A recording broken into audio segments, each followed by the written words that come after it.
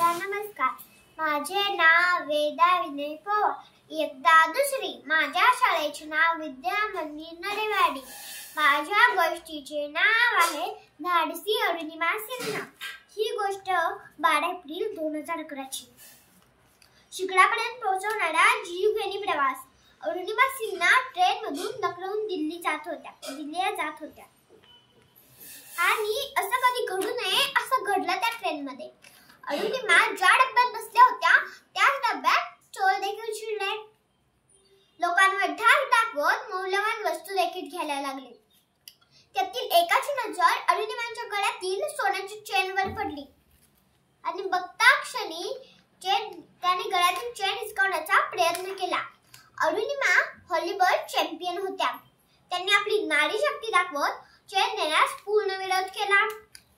बघता बघता दोघांमध्ये झटापट झाली आणि तिथे असलेल्या 3-4 चोरांनी अरुणिमांना चालत्या ट्रेनमधून ढकललं. तिथे होती एक वाईट गोष्ट. त्याच्यापेक्षा वाईट गोष्ट तेव्हा झाली जेव्हा त्यांना ट्रेनमधून खाली ढकलण्यात आलं होतं. तेव्हाच बाजूच्या ट्रॅकवरून अजून एक ट्रेन धावत होती. त्याला धडकून अरुणिमा खाली पडल्या. काही वेळानंतर त्यांना शुद्ध आली आणि सहन न होणाऱ्या वेदना देखील सुरू झाल्या. त्यांचं लक्ष गेलं ज्या पायावरून ट्रेन गेली होती त्याच पायाभोवती उंदीर देखील फिरत होते. हे दृश्य आपल्या डोळ्यांनी पाहिल्यानंतर कोणाला तरी मदतीसाठी हाक बोलवावं असं वाटत होतं. पण दुर्दैवाने रात्र असल्यामुळे तेही शक्य नव्हते. कशी बशी ती जीवघेणी रात्र संपली आणि बाजूने जाणाऱ्या लोकांची नजर त्यांच्यावर पडली आणि जवळ जाऊन बघतात ते काय, एक तरुण मुलगी रक्ताच्या धारोड्यात अर्धा पाय तुटलेली रुळाच्या शेजारी पडली आहे. लोकांनी वेळ न घालवता हॉस्पिटलमध्ये घेऊन गेले.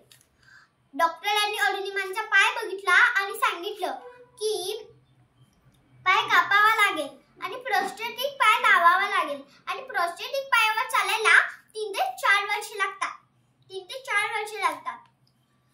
थोडे दिवस त्यांच्यावर उपचार करण्यात आले. थोड्या दिवसांनंतर त्यांना घरी सोडण्यात आले.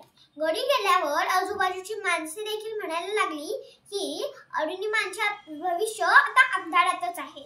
सासरवृत्तीच्या अरुणिमा तिचे विचार काही वेगळेच होते. अशा परिस्थितीमध्ये लोक पुढील जीवन कसं जगायचं याचा विचार करतात. तिथे अरुणिमांच्या डोक्यात फक्त 2च गोष्टी होत्या. पहिली गोष्ट म्हणजे आपल्याला लोकांचे बोलणे खोटे ठरवायचे आहे. दुसरी गोष्ट म्हणजे याच पायाने जगातील सर्वात मोठे शिखर माउंट एव्हरेस्ट चढायचे आहे. फक्त विचार करून हे स्वप्न पूर्ण होणारे नव्हते. त्याच्यासाठी हवं होतं योग्य ते मार्गदर्शन. आणि शोधू लागल्या जी व्यक्ती जी मला मार्गदर्शन करून शिखरापर्यंत पोहोचू शकते. मिळाल्या ज्या व्यक्ती ज्यांची अरुणिमांना गरज होती. त्यांचे नाव होते मॅडम बचेंद्री पाल. त्यांनी 1984 मध्ये माउंट एव्हरेस्ट सबमिट केलं होतं. अरुणिमा म्हणाल्या की मला पण एव्हरेस्ट सबमिट करायचं आहे. मॅडमांनी त्यांचे बोलणे ऐकले.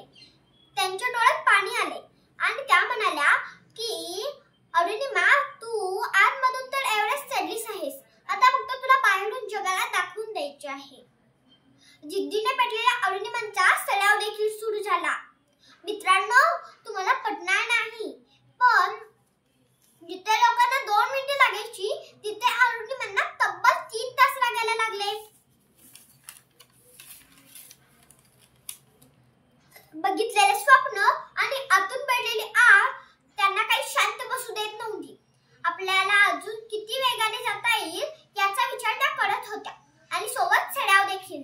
बघता बघता महिने उलटले आणि 8 महिन्यातच सराव इतका झाला की त्या सगळ्यांसोबत निघायच्या आणि सर्वांच्या आधी पोहोचायच्या. बघता बघता आला तो दिवस ज्यांची अरुणिमा वाट बघत होत्या. तो दिवस म्हणजे एव्हरेस्ट चढण्याचा दिवस. बसणारी थंडी आणि वेगाला अडवणारा वाऱ्याशी सामना करत निघाल्या. बघता बघता दिवसही संपला. अरुणिमा मात्र चालतच होत्या. मात्र त्या एका ठिकाणी जाऊन मात्र थांबल्या. कारण मात्र एकच होतं, त्यांच्या अंधारात त्यांच्या हेडलाईटचा प्रकाश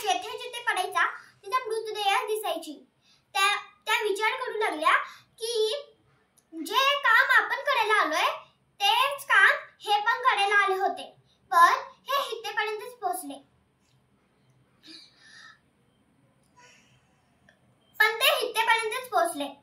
जिद्दीने निर्णय घेतलेल्या अरुणिमा मागे पाऊल टाकणाऱ्यातल्या नव्हत्या.